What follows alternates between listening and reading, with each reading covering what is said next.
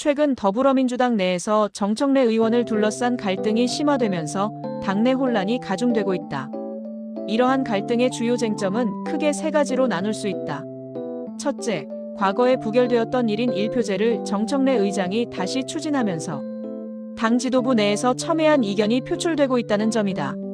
강득구 최고위원 등은 정 의장의 잠재적인 연임 시도를 사전에 차단하기 위한 안전장치가 필요하다는 입장에서 1인 1표제에 대해 특정한 조건부 찬성 입장을 밝히고 있어 논란이 더욱 커지고 있다. 지난 1월 16일에 진행된 비공개 최고위원회의에서는 이와 관련된 당내 갈등이 수면 위로 드러났으며 박수현 수석대변인의 해당 행위 발언으로 인해 갈등이 최고조에 달했다. 주목할 점은 정청래 의장이 1인 1표제 추진에 대한 이견 표출과 관련하여 김어준 씨가 총수로 있는 딴지일보 자유 게시판에 찬반 투표를 자체적으로 붙였다는 사실이다. 둘째, 조국혁신당과의 합당 추진 문제 또한 주요 갈등 요인으로 작용하고 있다. 정청래 의장은 지난 1월 22일 조국혁신당과의 전격적인 합당을 제안했다. 이는 다가오는 6월 3일 지방선거를 앞두고 표 분산으로 인한 리스크를 최소화하고 자신의 정치적 입지를 강화하려는 승부수로 해석될 수 있다.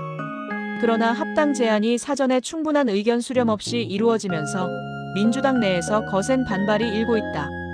일부 최고위원들은 정청래 의장의 독단적인 행보에 대해 공식적인 사과를 공개적으로 요구하기도 했다. 만약 합당이 실제로 성사될 경우 더불어민주당의 총 의석수는 조국혁신당 12석이 추가되어 174석으로 크게 늘어나게 된다. 셋째, 친명, 친청 갈등설이 끊임없이 제기되고 있다는 점이다.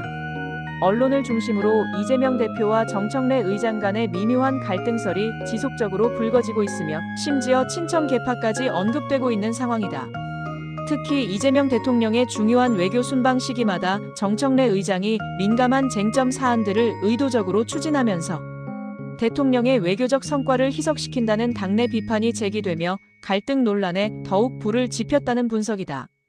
게다가 정청래 의장이 조국혁신당과의 합당을 제안한 배경에는 비주류로 분류되는 친문 세력들을 당내로 다시 끌어들이려는 의도가 있다는 해석과 함께 친명 성향의 당원들 사이에서는 정 의장이 반명 노선을 걷고 있다는 비판적인 여론도 형성되고 있다.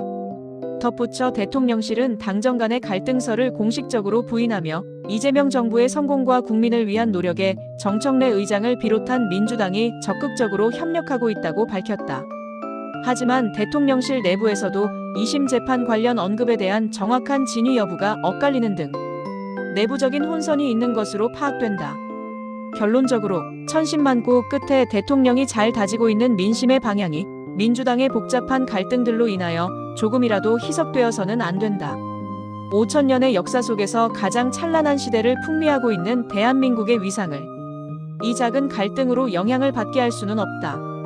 이재명 정부를 사랑하는 다수의 국민들이 더불어민주당의 미래와 향후 정치적 행보에 두 눈 부릅뜨고 주시하고 있음을 항상 명심해야 한다.